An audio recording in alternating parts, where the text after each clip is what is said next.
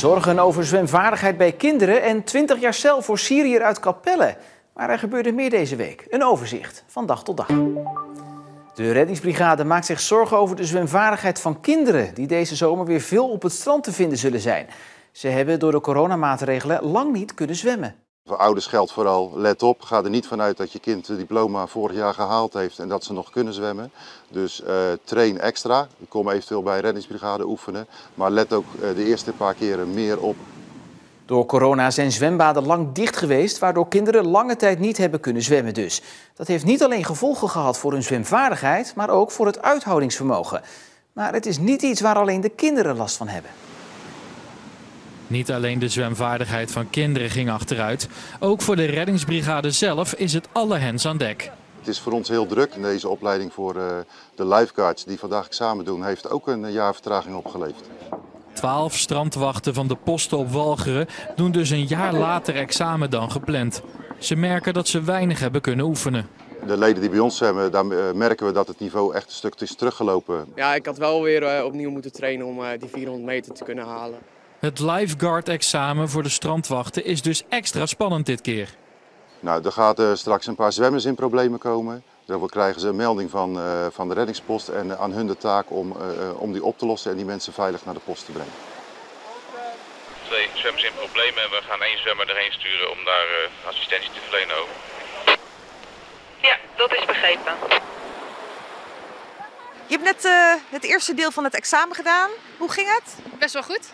Goede communicatie, alles was duidelijk, werd goed overlegd. En we hadden de slachtoffers redelijk snel op de kant. Door. We hadden misschien iets meer snelheid erin mogen stoppen, maar in het algemeen ging het wel goed. De reddingsbrigade verwacht een zwaar seizoen voor de strandwachten. Ik denk dat het echt heel druk wordt.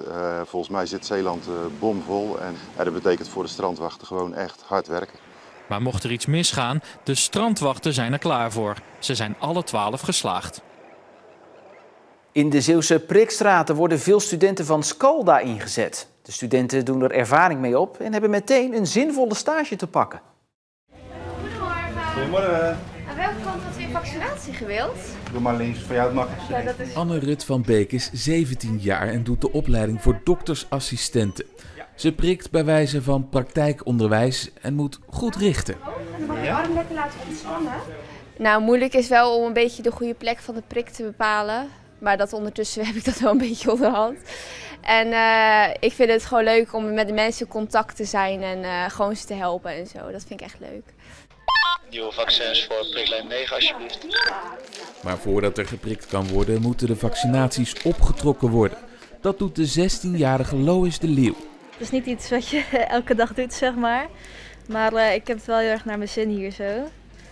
En ja, ik vind het ook wel bijzonder dat ik hier mag zijn voor stage. En de GGD Zeeland is heel blij met de hulp van de dames. Ze leren op school de theorie en wij maken ze in de praktijk bekwaam. En die meiden zijn echt goud waard. Is dat allemaal wel veilig? Dat is allemaal heel veilig, want ze worden onder begeleiding voeren ze al deze handelingen uit. Studenten blij, GGD blij en ook Scalda is zeer positief over deze stage. Ja, dit is zeker een stage waar ze wat aan hebben. Naast het feit dat ze natuurlijk heel nuttig werk verrichten hier, is dit een ervaring die ze meenemen in hun latere loopbaan. Ze zijn vaak nog jong, maar ze komen hier binnen in een hele grote organisatie.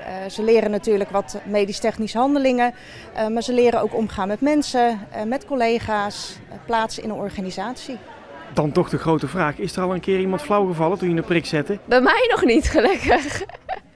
Laten we ook nog niet hopen dat dat gaat gebeuren natuurlijk. Bij duizenden Zeeuwse huishoudens worden vanaf deze week nieuwe jodiumpillen bezorgd. Binnen nu en 2 weken liggen ze, als het goed is, op de deurmat. De pillen kunnen gebruikt worden na een ongeluk met de kerncentrales van Borselen of Doel. Ja, het is zo net in de bus gekomen. Voor de kinderen is het natuurlijk belangrijk om ze te beschermen. Maar de vraag blijft natuurlijk, wat als het gebeurt, hè, dan weet ik niet in welke mate het zal beschermen. Weet u ook waar ze voor dienen? Niet precies. Nee, ik verdiep me daar niet echt in eigenlijk. Ze liggen in de kast en daar liggen ze, zeg maar, ja. Bij veel Zeeuwen vallen deze jodiumtabletten komende 2 weken weer op de deurmat. Zeeuwen die jonger zijn dan 40 jaar en in een straal van 20 kilometer rondom de kerncentrale in Borselen of Doel wonen. In totaal krijgen 1,2 miljoen Nederlandse huishoudens deze jodiumtabletten. Maar waarom ook alweer? De bewoners van Zeeland krijgen die pillen omdat er een kerncentrale in Zeeland staat. En als daar een incident bij gebeurt, dan kan daar dus radioactief jodium bij vrijkomen. Radioactief jodium is één van de schadelijke stoffen die in de lucht terecht kan komen bij een kernramp. Het inademen van die stof kan op lange termijn schildklierkanker veroorzaken. Die pil beschermt de schildklier tegen de opname van radioactief jodium. Je hebt jodium nodig om een schildklierhormoon aan te maken. Je kan het vergelijken als de schildklier is een parkeerplaats. En daar rijden auto's op. Als die vol is, dan kan er geen andere auto bij. En het radioactief jodium is dan de auto die er niet op kan. Ik denk dat wij het toch niet meekrijgen als er daar iets gebeurt. Daar zitten we te dichter voorbij. Als het goed fout gaat, dan gaat het goed fout. En dan maken die paar pillen ook eigenlijk niks uit. De kans is natuurlijk heel klein, laten we dat vooropstellen. Maar stel het gebeurt, is dat radioactief jodium dan niet een van onze laatste problemen? Het is in ieder geval een heel goed effectief middel. Het in huis zijn als die wolk overtrekt is er de voornaamste bescherming. En daarnaast is dus jodium echt een heel goed middel om je tegen het radioactieve jodium te beschermen. Maar er komen natuurlijk veel meer stoffen bij vrij en daarom zou je kunnen schuilen. De jodiumtabletten zijn dus echt een voorzorgsmaatregel en mogen pas worden ingenomen als dat door de overheid wordt aangeraden. Mensen boven de 40 krijgen de tabletten overigens niet. Onderzoek heeft nooit kunnen aantonen dat de tabletten voldoende effect hebben op 40-plussers. Sommigen die willen het graag hebben. En anderen die hebben zoiets van, nou ja, weet je. En als het gebeurt, gebeurt het. En ja, we moeten het dan maar zien. Ik leg ze netjes in het kastje en ik denk ze toch nooit nodig te hebben. Tegen een moeder en dochter uit Sint Maartensdijk zijn celstraffen geëist. De moeder moet, als het aan het OM ligt, 10 jaar de cel in en de dochter 15 maanden. Ze worden ervan verdacht betrokken te zijn geweest bij het gijzelen van een Belgische loodgieter, van wie de stoffelijke resten in het Schelderijnkanaal bij Oud-Vossemeer zijn gevonden. De moeder zou voor de slaapmiddelen hebben gezorgd waarmee de man bedwelmd werd omdat ze hem wilde beroven. Ook heeft ze volgens justitie geholpen bij het wegmaken van het lijk van de man. Waarom deden moeder en dochter uit Sint Maartensdijk mee aan deze zaak? Waarom hebben ze bijvoorbeeld geholpen om het lichaam kwijt te raken? De dochter verklaarde vanmorgen dat ze doodsbang was voor de hoofdverdachte en niet durfde te weigeren. Of hebben ze toch vrijwillig meegedaan? Dat weten we pas als de rechtbank uitspraak doet in deze zaak. Ze kregen al grote witte elektriciteitsmasten in de maag gesplitst. En nu is duidelijk dat een deel van de zak van Zuid-Beveland ook de komende jaren hinder gaat ondervinden van economische ontwikkelingen in de haven. Dat blijkt uit gesprekken met betrokkenen en uit stukken die in handen zijn van Omroep Zeeland. De afgelopen weken zijn dorpsraden bijgepraat en daar zijn grote zorgen. Ja, ik denk dat de zorgen terecht zijn, dat we toch weer hier achteruit gaan. Zeker gezien het hele grote aantal ontwikkelingen in een heel klein gebied hier rond Borselen. De dorpsraden van Leeuwerdorp, Nieuwdorp, 's Heerenhoek en Borselen hebben verschillende plannen gepresenteerd gekregen. Zowel op het gebied van de energietransitie als op economisch vlak. Zo wil de haven uitbreiden met een grote parkeerplaats genaamd Central Gate. Central Gate is de parkeerplaats voor 440 vrachtauto's. We zien hier een prachtig natuurgebied in wording. En het is tegelijkertijd één van de 2 mogelijke locaties. De andere optie die overwogen wordt is vlakbij 's Heerenhoek. Beide dorpen zitten er naar eigen zeggen niet op te wachten. En er is meer. Zo worden er al plannen gemaakt voor een tweede hoogspanningsstation. En dat hoogspanningsstation zal ook weer door middel van hoogspanningslijnen met het bestaande net verbonden moeten worden. Dat betekent nog verdere beperkingen van wat wij aan natuur hier kunnen realiseren. En daar maken jullie je zorgen over? Ja, ja. De bijeenkomsten van de afgelopen tijd waren vooral gericht op het opstellen van een compensatieplan. Maar bij alle betrokkenen heerst enorme scepsis. Het gevoel is wel dat we in een bepaalde richting geleid worden. Het economisch belang, dat gaat toch zwaarder wegen dan de leefomgeving. Want hoe dan ook, het blijft een achteruitgang van de leefomgeving. De dorpsraden willen graag gecompenseerd worden in de vorm van extra natuur. Maar dat is makkelijker gezegd dan gedaan, zegt verslaggever Heiko Strietman. Die groenstrook willen ze doorgetrokken hebben, zodat de industrie als het ware wat wordt weggewerkt. Maar dat is een lastig verhaal, want dat moet dan over landbouwgrond. Daar komt nog eens bij dat betrokkenen het gevoel hebben gekregen tijdens die gesprekken dat de grote partijen toch wel de economische belangen boven die van hen verkiezen. De gemeente Borselen zegt zich niet te herkennen in de kritiek. En in het najaar is het eerste conceptplan klaar en wordt duidelijk of de inwoners krijgen waar ze op hopen. Akkerbouwer Jan Parleviet kocht 13 jaar geleden grond bij Rilland. Niet alleen binnendijks, maar ook grond in de Westerschelde, die hij eventueel zou kunnen inpolderen. Maar die grond wordt nu door de provincie en het Rijk gebruikt om nieuwe natuur te ontwikkelen. Zeer tegen de zin van Parleviet, maar hij staat machteloos, vindt hij.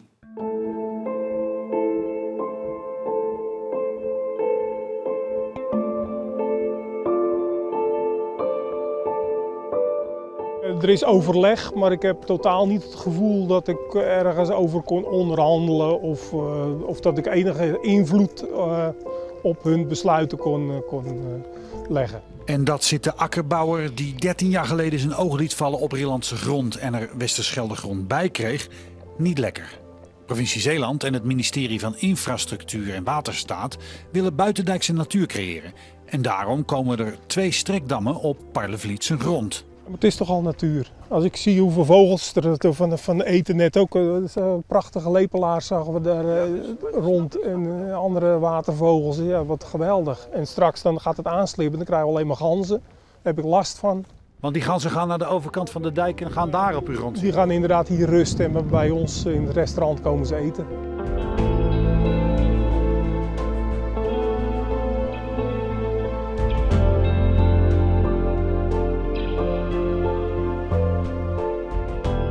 Tot aan de Raad van State toe probeerde Parleviet de plannen tegen te houden, maar nergens kreeg hij gelijk. Dat geeft hem een bittere smaak. De natuurkrachten zijn zo sterk van de natuurlobby. Dus ja, ik heb het gevoel dat we in een dictatuur leven onderhand. Emotioneert het u? Ja, daar ben ik zeer geëmotioneerd in. Ja? En waar komt dat dan vandaan? Nou, omdat ze zo radicaal over je bezit regeren. Het is eigenlijk slikken en stikken.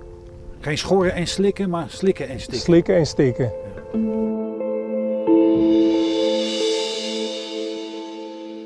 En de provincie laat in een reactie weten dat zij wel het gevoel hebben dat er genoeg ruimte voor onderhandeling was, maar dat ze er niet uit konden komen. In vergelijking met coronaloze jaren ligt het Zeeuwse slagingspercentage hoger dan normaal. Bijna 3700 scholieren zijn namelijk geslaagd voor hun eindexamen. En dat in een schooljaar met extra uitdagingen door de coronabeperkingen. Van alle Zeeuwse examenleerlingen is 96,4% geslaagd. En dat is aanzienlijk meer dan voorgaande jaren. Vorig jaar was dat percentage nog hoger, maar daar kun je het eigenlijk niet mee vergelijken. Toen werden vanwege corona de centrale eindexamens namelijk afgelast. En dat leidde tot een slagingspercentage van maar liefst 99,3%. En dat het slagingspercentage hoger ligt, heeft juist alles te maken met corona. Want vanwege het thuisonderwijs werd het ze iets makkelijker gemaakt om te kunnen slagen. Leerlingen mochten 1 slecht cijfer laten vallen om zo een hoger gemiddelde te halen. Ook mochten ze hun examens over meerdere tijdvakken spreiden en 1 extra vak herkansen. Maar leraren en leerlingen zijn het er niet mee eens dat het ze te makkelijk is gemaakt. Je kunt voorstellen dat het heel moeilijk is om thuis achter een computer lessen te volgen en daarbij heel veel afleiding is. Dus dan moet je dat ook maar zelf kunnen, die eigen verantwoordelijkheid opbrengen om toch al die lessen te volgen en je huiswerk te maken. Dat is denk ik moeilijker dan de compensatie die er was. En ook zijn leerlingen vinden niet dat het ze te makkelijk is gemaakt. Want daar is natuurlijk een reden voor waarom dat zo is. En dat is omdat we natuurlijk heel veel online les hadden en het was allemaal wat lastiger. Dus ik vind dat ons diploma gewoon evenveel waard is als de jaren voor ons. Want je hebt wel gewoon 5 jaar dan gewoon HAVO gedaan. Waarvan gewoon 3 volle normale jaren. En dan aan het eind van de 4e klas niet meer. Maar ja, je hebt er gewoon wel heel lang voor geleerd. Dus uiteindelijk denk ik toch wel dat het gewoon hetzelfde niveau is als andere mensen. Al kregen de eindexamenleerlingen wel meer les op school, dus leek dit jaar wat lessen betreft meer op andere jaren. Ik vond het wel beter omdat wij ook dit jaar op school nog wel les kregen. En daardoor ging het jaar best wel snel ook voorbij. Het zijn dan ook niet zozeer de lessen, maar vooral de extra activiteiten zoals schoolfeestjes en uitstapjes die ze hebben gemist. Wat rondom school miste waren natuurlijk de feestjes en naar de Efteling gaan. En dat vond ik wel heel jammer en dat vond ik wel het meeste gemis. Het kabinet wil een Europees verbod op PFAS, een grote groep chemische stoffen die kankerverwekkend kan zijn. De regering heeft de handen ineengeslagen met Duitsland, Denemarken, Noorwegen en Zweden. Samen willen ze de PFAS-stoffen binnen 4 jaar laten verbieden in Europa. In de Westerschelde en het kanaal van Gent naar Terneuzen zit volgens de laatste metingen van Rijkswaterstaat tot 25 keer meer PFAS dan in de rest van Nederland. Het provinciebestuur gaat samen met onder andere het Rijk en Vlaamse overheden onderzoeken wat de gevolgen daarvan zijn voor de waterkwaliteit, voedselveiligheid, gezondheid en de bodem. Een 49-jarige Syriër uit Capelle moet 20 jaar de cel in. Dat heeft de rechtbank van Den Haag bepaald. De rechtbank acht de man schuldig aan oorlogsmisdrijven wegens de executie van een militair in Syrië. Voor deelname aan een terroristische organisatie ziet de rechtbank niet genoeg bewijs. De man woonde sinds 2014 in Capelle en was daar graag gezien. Het is de eerste keer dat er een Syriër op deze manier in Nederland wordt berecht. Barbara Ome, docent internationaal recht en mensenrechten aan de UCR in Middelburg, spreekt dan ook van een doorbraak. Deze zaken, die internationale misdrijven, die zijn ontzettend belangrijk, maar ook ontzettend lastig om te berechten. Want het is vaak ver weg, het zijn ingewikkelde zaken. Dus om vanuit een openbaar ministerie zo'n zaak rond te krijgen qua bewijs is heel lastig. Dus voor het idee van het internationaal strafrecht, het idee dat er bepaalde zaken zijn waar je nergens ter wereld voor moet kunnen schuilen als je die hebt gedaan, is dit een hele belangrijke stap in Nederland. Het buitendijkse natuurgebied bij Perkpolder moet zo snel mogelijk worden ingedamd. Dat vindt de gemeenteraad van Hulst. De raad maakt zich zorgen over het met PFAS vervuilde Westerscheldewater dat het gebied in- en uitstroomt. Volgens de partij HulstPlus betekent het indammen van het gebied ook dat de zeedijk die met vervuilde grond is aangelegd niet meer compleet hoeft te worden vervangen, wat enorm zou schelen in de kosten. En HulstPlus wilde met diezelfde motie meteen ook een streep zetten door de ontpoldering van de Hedwiegepolder. Maar daar was geen meerderheid voor. Voordat de raad daar een uitspraak over doet, willen ze de resultaten van verder onderzoek afwachten. En zo zijn we weer rond en bij zaterdag. Nog een fijne avond en tot morgen.